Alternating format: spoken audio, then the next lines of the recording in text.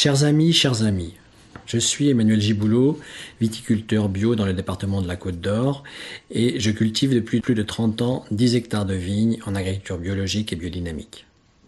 Le 24 février 2014, je passerai au tribunal correctionnel. La raison est que j'ai refusé de déverser sur mes vignes un dangereux pesticide qui détruit entre autres les abeilles. J'encours jusqu'à 6 mois d'emprisonnement et 30 000 € d'amende. Personnellement, je suis prêt à répondre de mon acte et en assumer les conséquences. Mais ce qui va se jouer lors de ce procès dépasse de très loin mon cas personnel. À travers moi, c'est toute l'agriculture respectueuse de l'environnement qui est visée. Si je suis condamné, les agriculteurs bio et non bio comprendront qu'ils devront obéir aveuglément aux injonctions des autorités, y compris si cela implique d'empoisonner leurs propres terres et décimer plus encore les abeilles et autres insectes pollinisateurs. Ce serait une catastrophe pour notre pays. Et le risque est très élevé que je sois effectivement condamné s'il n'y a aucune mobilisation populaire en ma faveur. C'est pourquoi l'Institut pour la protection de la santé naturelle, une association indépendante, est en train de se mobiliser pour récolter un maximum de signatures de soutien. Nous avons besoin d'au moins 100 000 signatures en moins de 10 jours. Je passe au tribunal le 24 février. Mais c'est possible de les réunir si vous m'aidez. Mais d'abord, permettez-moi de vous expliquer exactement l'affaire. En juin dernier, le préfet de Côte d'Or a pris un arrêté radical.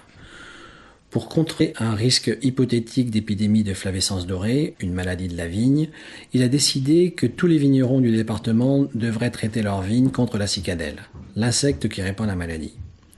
Le problème est que même l'insecticide le moins polluant contre la cicadelle tue les abeilles et la faune auxiliaire. Il détruit toutes sortes d'insectes nécessaires à la régulation de la vigne pour éviter les parasites. De mon côté, cela fait plus de 30 ans que je travaille à préserver les équilibres biologiques de ma vigne avec d'excellents résultats et sans produits chimiques. J'ai donc décidé de lutter contre la cicadelle en choisissant parmi les nombreux traitements naturels bien connus des agriculteurs bio. J'ai été contrôlé le 30 juillet dernier. L'inspecteur de la Direction régionale de l'agriculture a voulu que je lui présente les factures de l'insecticide obligatoire. Je lui ai déclaré que je n'avais pas traité la vigne. Il a donc décidé de me signaler au procureur. C'est comme ça que la machine judiciaire s'est mise en route. J'ai été convoqué sans motif par le commissaire de Beaune le 5 octobre 2013, à la veille des vendanges.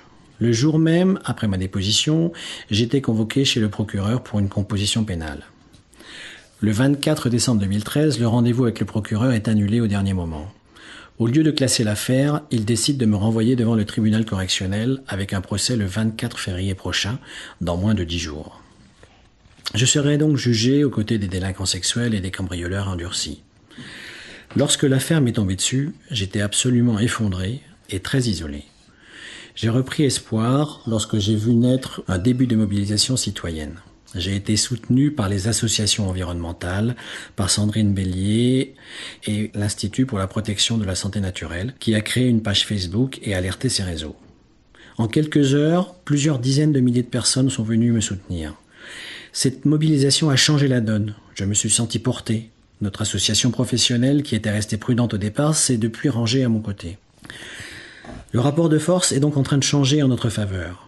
Mais si vous pouvez faire la différence en signant maintenant la déclaration de soutien à l'IPSN, elle me permettra de prouver au tribunal que je suis soutenu par des dizaines ou même des centaines de milliers de personnes.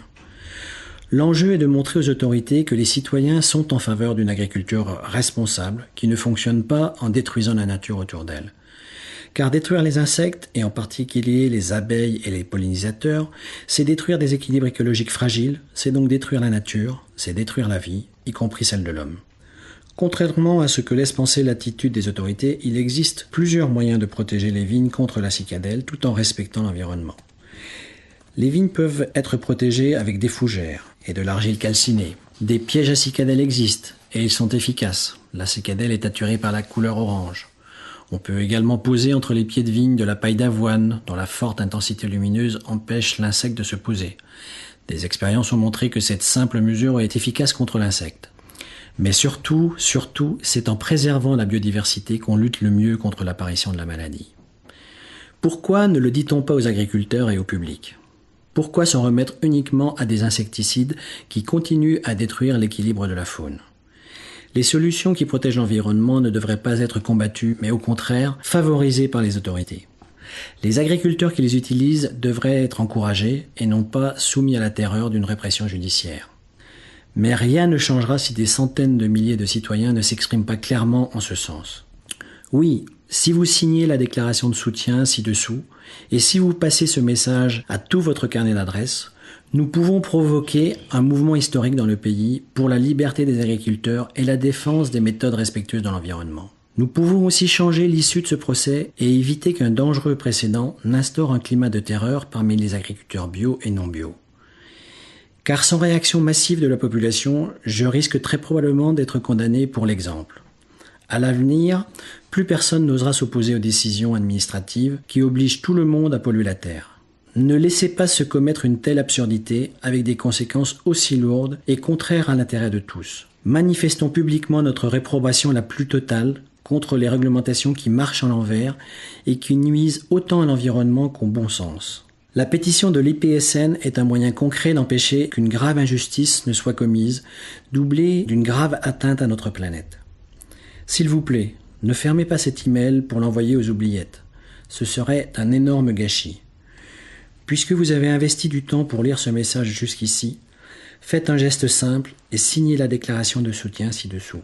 Puis transmettez ce message à toutes vos connaissances. Un immense merci, avec toute ma reconnaissance.